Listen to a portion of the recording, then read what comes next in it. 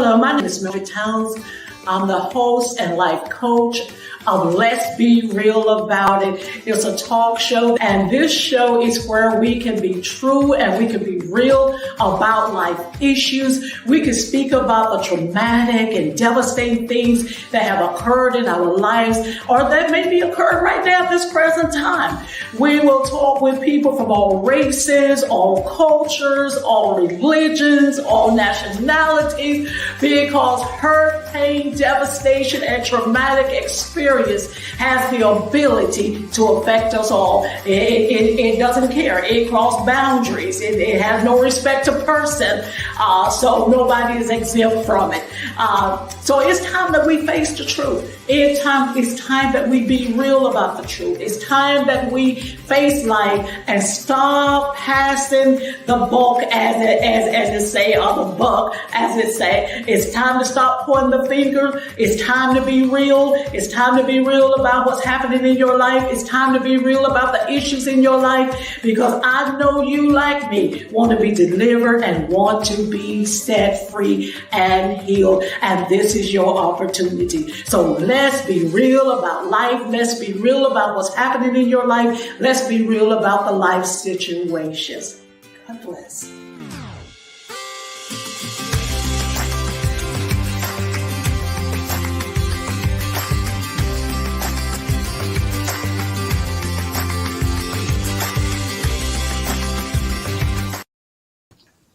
Hello and welcome to Let's Be Real About It, where we're real about real life issues. I am your host, Mildred Towns. Our disclaimer is this is a no holds barred zone. Therefore, some of the contents of the show may be offensive to some, but that is not the intent of the show.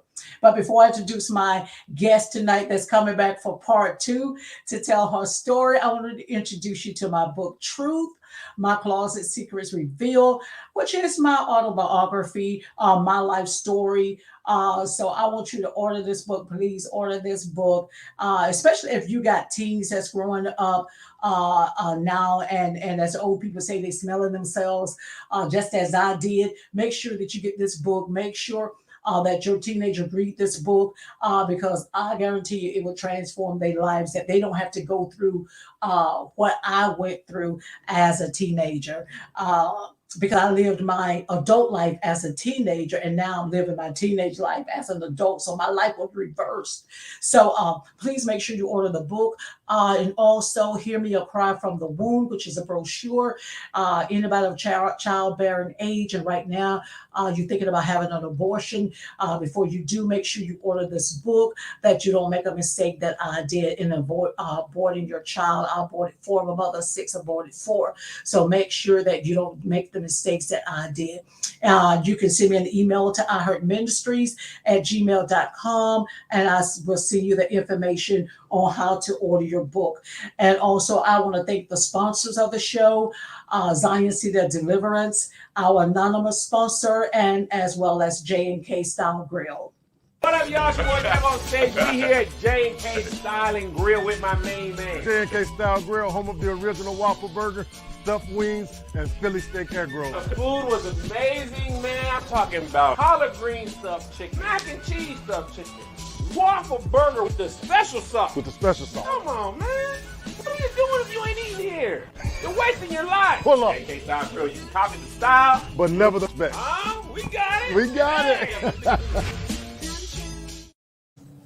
If you're ever in the Virginia area and you're looking for some good wings or have never tried egg rolls, make sure that you go to J&K Style Grill in College Park Square in Virginia Beach, Virginia. So I'm excited about my guest tonight. So I want to go ahead and bring my special guest in. She came back brave enough to come back for part 2 to tell her story. And Patricia, I just want to welcome you back to part 2. And the title of the show is By the Grace of God. So I want you to go ahead and introduce yourself and introduce your book. Yes. My name is Patricia L. Williams, and I am an ordained and licensed evangelist. And my book that I wrote is a biography. It's called Triumphant Victory. And it's a story of God's unconditional love, mercy, and intervention. And the book is just that. So make sure y'all that after listening to her story tonight, support her by ordering, the book and reading the complete story of her life, and all that transpired. Because on the show, we can only just tell so much of it. We can't bring the whole book into the show. So to get the full story of the show and of her story, please order her book, where she would tell you later how to get a copy of her book. So to subject tonight for part two is a very touchy subject. Uh, it can be sensitive to some because of the graphics of it, but that's not the intent of the show. And you have to understand and realize too that this is a no holds barred zone. And as the title of the show is, this is let's be real about real life issues. So what we're going to talk about tonight is a real life issue, and it's happening throughout the world. It didn't just happen in her home, it's happening in other homes as well. Incest is rampaging.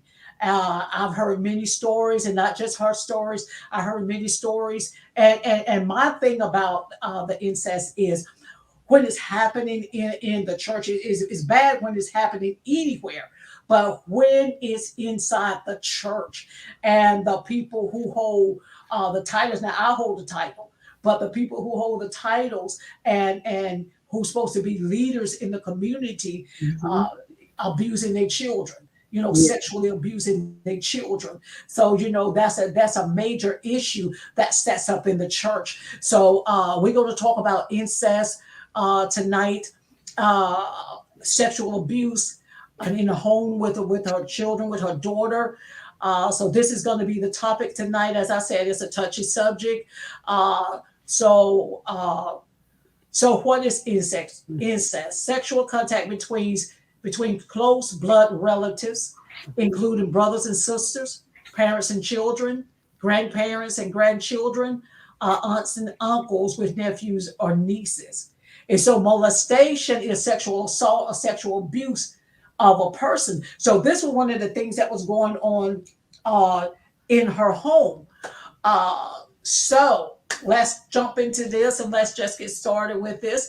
So Patricia, you stated that when your girls was 13 and 14 years old, they were walking through the house, and your husband Joe, who's an elder in the church, grabs their breasts. Yes. How many times, if you can recall, did this happen? Well, I only observed it for one time, but I got my husband told, and I told him that was wrong and not to ever put his hands on my girl's breast or body again. So what was his reasoning, if he gave you any? Are we just right now talking about grabbing the breast? What was his reasoning? Did he even give a reason why he would just suddenly just grab his daughter's breast? No, he didn't. Well, I can give you the reason. The reason is called lust. What other reason? That's the only reason I can think of is lust, that he had a lustful mind when he did that. And so maybe his daughters was appealing to him, because I read an article. And I don't even think I got it up anymore. But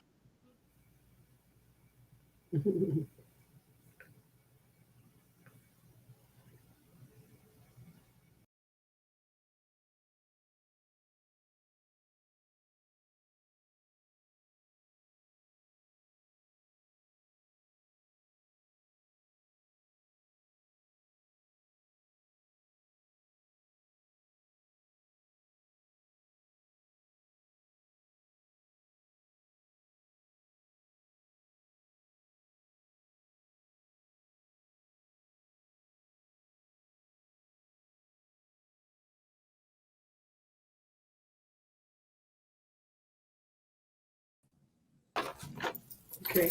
You went out for I went out. I apologize for that. But I was reading this article, and it was talking about how parents, have this lust for their children. There was this one man who had uh, three daughters, and he molested all three, Ooh, impregnated them. ooh, They had babies by him. And he felt as though he was entitled to that because he was their birth dad. ooh. And I was like, I don't think so. Nope. I don't Nope. think so. No, Uh, no. Now, you also stated that the family was sitting around the table one night, and Elder Joe made the statement, "Mountain men break their daughters in." Uh, Talk about this, and what was your response to him? Okay, that was really, really shocking to me that he would even say that, and I knew what he meant. Of course, he meant sexually, breaking his own daughter in sexually. And I told him that no mountain men lived in our home and that I would call the police if that was ever tried. And so you stated Renee, which was the oldest girl, at the age of 14, her father started touching her Yes, and molesting her. yes, And at the age of 17 or 18, he had physical sex with her. yes, yes, Uh, you stated that Renee tells her teachers at school and that her daddy was molesting her, and the children's service board comes to the house. Talk yes. about this. Yes, they sent a child advocate to our house for about a month to watch us and to see what we did. And after the month, after they watched us and everything, the case was dismissed. But my husband did get a lawyer and a psychologist to get on his side to say that he really didn't do that. Because I was going to ask you, what was Joe's response to the allegations? That he had been sexually abusing and molesting his daughter. Of So you course, say he got a psychologist and yes. he got a lawyer. Hmm. So how was the lawyer going to prove that he didn't do this? I don't know. That's a good question. But of course, he didn't admit nothing. He told them he didn't, but he did. Because So not only that, my daughter, she was friends with two different families in our church. And the two families, they contacted our pastor because they were concerned because this was like a rumor going around in our church about my husband molesting. At that time, it was molestation, but it was all over the church. So the pastor did meet with us, but he really didn't know how to handle it. And he said some improper things like, as big as my husband's penis was, he's sure that he couldn't be molesting or raping Renee or something. To me, that was inappropriate. because I wonder when you made that statement, how does he know how big this man's penis is? How do he know how big Joe's penis is? Because I'm like, did he look at it? Did he see it? How would he know? And then I came up with another scenario. Well, maybe he was saying it in a way that if here she is, I'll assume a virgin, Yes. and Joe being a Yeah. grown man, that Mm-hmm. that would be some kind of tear with him being a full grown man, Yeah. and so his penis full grown. You know what I'm saying? Yes. But then still, it would go to the point to how how big Right. his Well, penis in is. essence, the pastor was trying to say, since Joe was a full-grown man and Renee was a virgin and all, he was feeling like anybody and everybody probably would recognize that, but that's not true because in other words, she would be maybe walking funny or I'd see some. I did the laundry all the time and I never saw any evidence. So he was really shrewd, my husband, whatever he did, he was very shrewd with it. Well, let me ask you this: when the social service came to your house, did they not take her to be checked to see if she was still a virgin, if she had been having sexual activities? Yes, they did. They took her to they admitted her to the hospital. I forgot how many days, but at that time they didn't say that she wasn't a virgin. They didn't say that. So at that time it was just molestation. Meaning, Whatever, touching, whatever, without actual, intimate penetration. penetration, right? At that time, yes. So once he started having sex with her, did she tell anybody then that her dad was, had gone from touching her, fondling her, playing with her, massaging her vagina, or whatever you want to call it, to actually penetrate her? Did she tell anybody this? Yes, I allowed her to visit her aunt that lived in Chicago, and she told her aunt that my husband actually had sex with her and that he raped her. He forcefully raped her. But she never told me, and the reason she didn't is because my younger daughter, Michelle, had told me that Renee said that her dad said if she told me that he would hurt me. So that's why she didn't tell me. But she did tell her aunt in Chicago. And what hurt me so bad and shocked me, of course, her aunt was my husband's brother. And the aunt never told me nothing all of these years. I am just finding out the truth this past, what is this? This is July? Well, no, this past August, a month ago. So we're in August now. So was it in July? Well,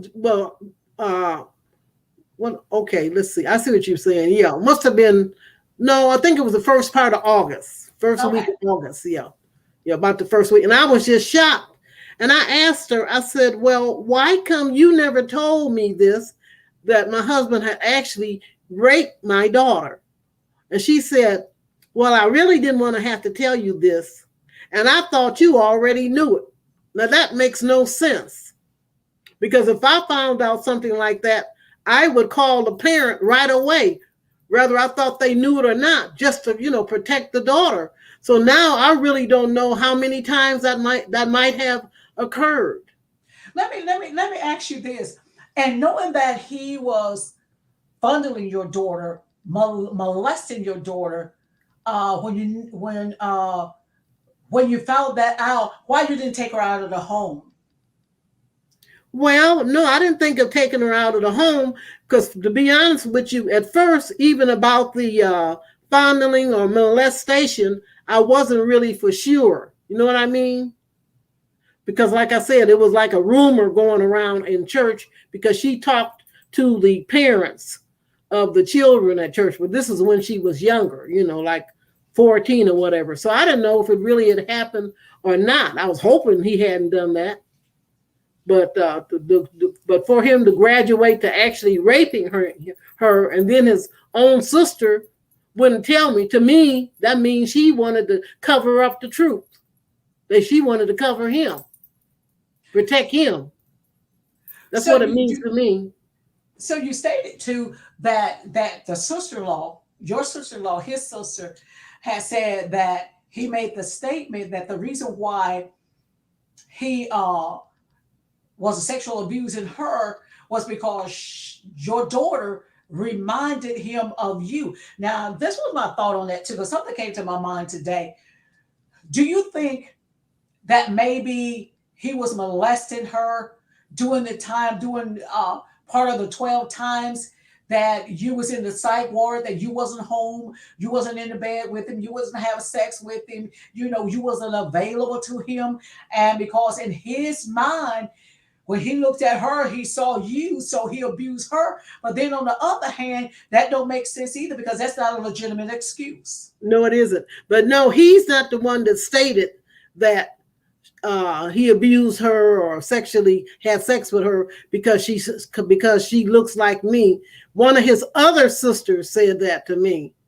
Well, your daughter, she looks like you. And I said the same thing you just said. I said, well, that doesn't make any sense because he's got me. So why would he want to bother his own daughter when he's got me? I said, I don't care if she does look like me. That don't make any sense. But no, his sister, one of his other sisters made that statement, not my husband, but one of his sisters. One of the sisters made the statement that that's why he did it, because she looks like you. Yes. Oh, okay. Gotcha. And so that let me know that's why I was saying, really, not only did the one sister that Renee liked know about it, but that let you know that all of them knew about it for her to say that. You see what I'm saying? Mm-hmm. So at any time from the age of 14, when her dad first grabs her breast and then makes the statement at the table that mountain men breaking their daughters, at any time that you see any reaction from Renee whenever she approached her dad in any kind of way, did you see any abnormal reaction from her? The only thing that I saw as she got older was that if he would come near her, she would lean away from him. She didn't want him near her. But I still, wasn't thinking that maybe he's, having sex with her or anything. That didn't even come to my mind. I didn't know, but I noticed that she did lean away from him if he would come near her. But you said you didn't think about it, because I was getting ready to ask, do you think that was a sign that right now you could have asked her, like maybe every time your dad come around the room, knowing what have occurred in the past, knowing the allegations, that the social workers came to the house and, made the allegation that he was sexually assaulting her or handling her, when you would see her withdrawing from him and asking her, tell me what's going on, because every time you're around your dad, I see you withdraw from him. Is he messing with you? I didn't think to ask that. And remember, I was in and out the psych ward myself. So no, I'm already occupied going in and out the psych ward, trying to keep myself together from the abuse and stuff I was receiving. You know what I'm saying? Yeah.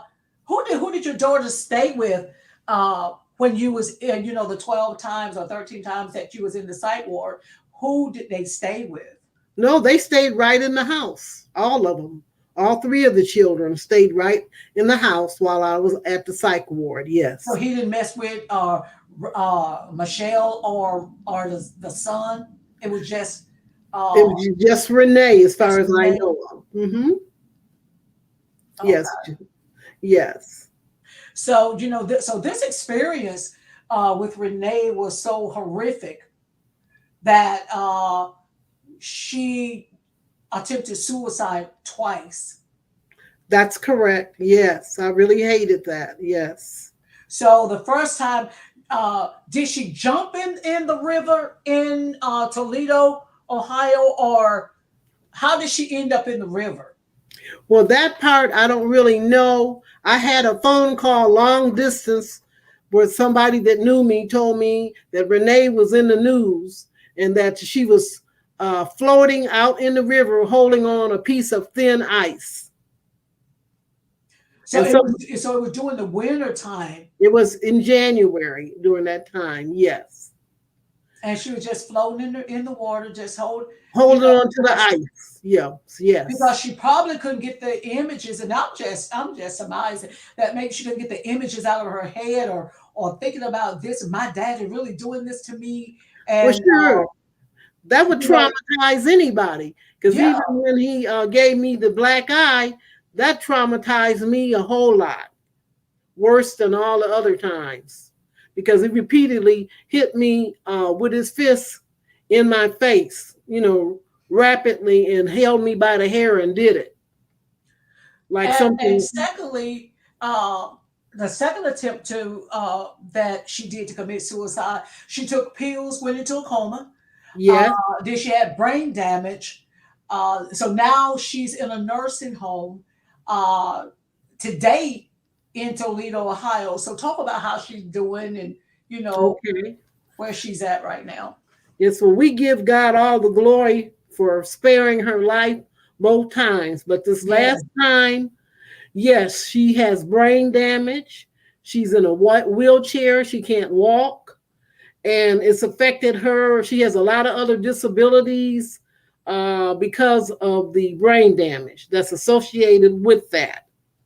And she can talk some, but she can't talk like you and I. And some things she can't even finish her. I'm getting a little emotional. Think about it. I'm sorry. that's okay. Uh,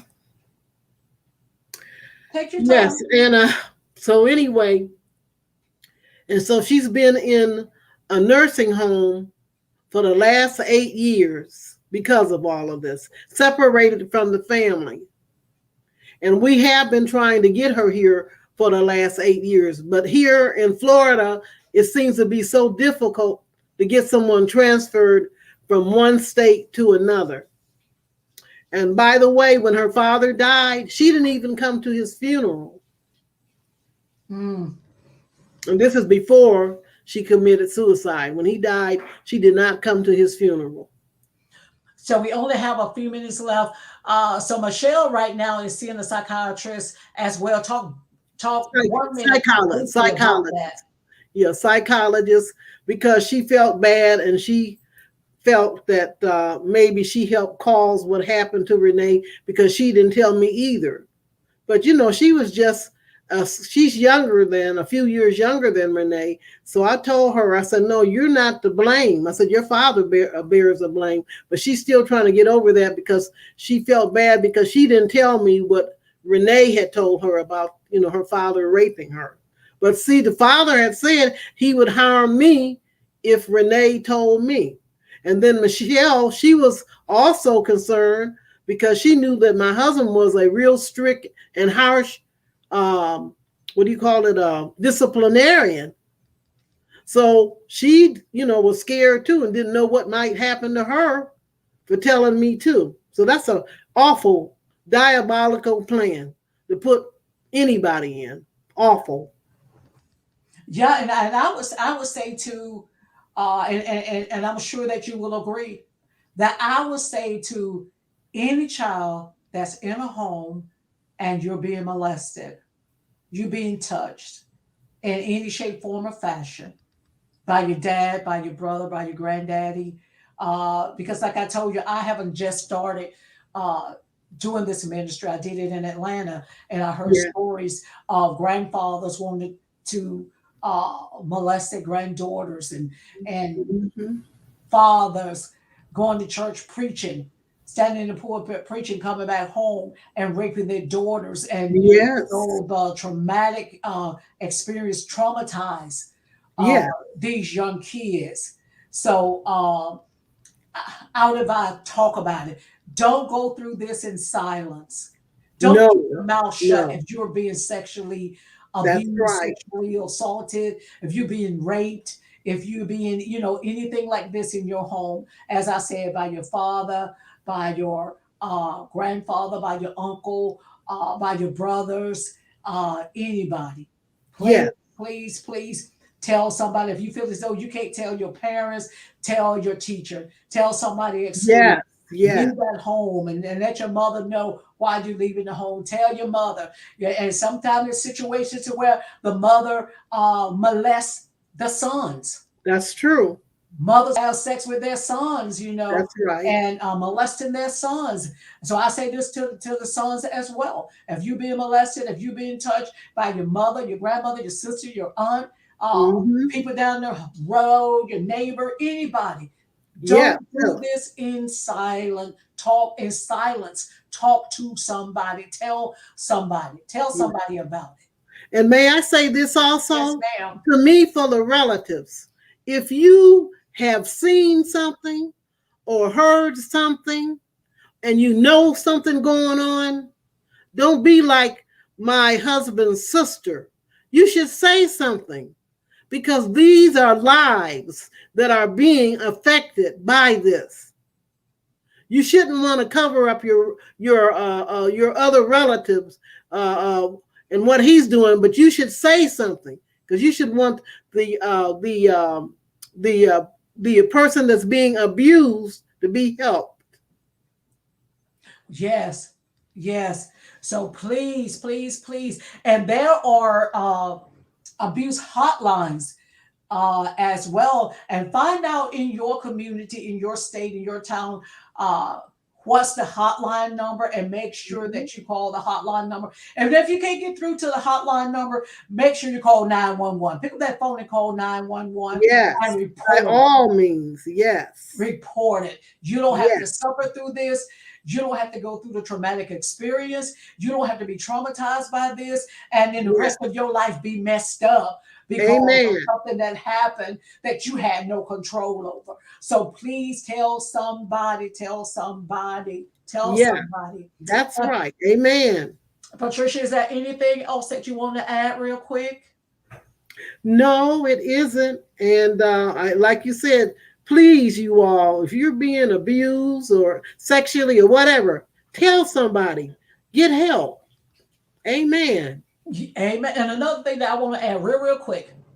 If you go to your mother and tell your mother, and your mother accuse you of the one provoking it, then go tell somebody else. That's right. Amen to that one, Because too. a lot of time mothers don't want to hear my husband or my boyfriend is molesting my daughter, because Mhm. then they want to put the blame because of where they are emotionally and where they are, uh, uh, in their own state, to blame the daughter. Don't Yes, they blame sure your daughter. If will. your daughter come to you and tell you that somebody is molesting them, somebody is fondling them, somebody touching their breast, somebody putting their hand in their Yeah, vagina, somebody rubbing their vagina, putting their hand down their pants, that's whatever, right.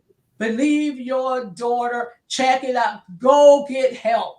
Amen. That's And I'm right. gonna say this, and I'm gonna say this just like this: put the nigga out, Yes, put him I out of agree. your house, put him Amen. out of That's your right. house. All That's right. right. So Patricia, thank you so Right. much for being a guest tonight, and tell everybody how they can contact you and You get your can book real quick. Okay, you can contact me at my email address, Joe Patricia Williams at yahoo.com. And if you'd like a book and you'd like to read the whole story, contact me and I will be glad to send you the book. And I want you to please subscribe to my YouTube channel, I Heard Ministry 4.22 Guest Towns. And special thanks to all those who view the show nationally and internationally. And I would love to hear from you. Please email me at iheartministries@gmail.com to tell me how, if any, the show have been a blessing to you. And until next week, that the peace of God reign, rule, and abide in your hearts. I'm Mildred.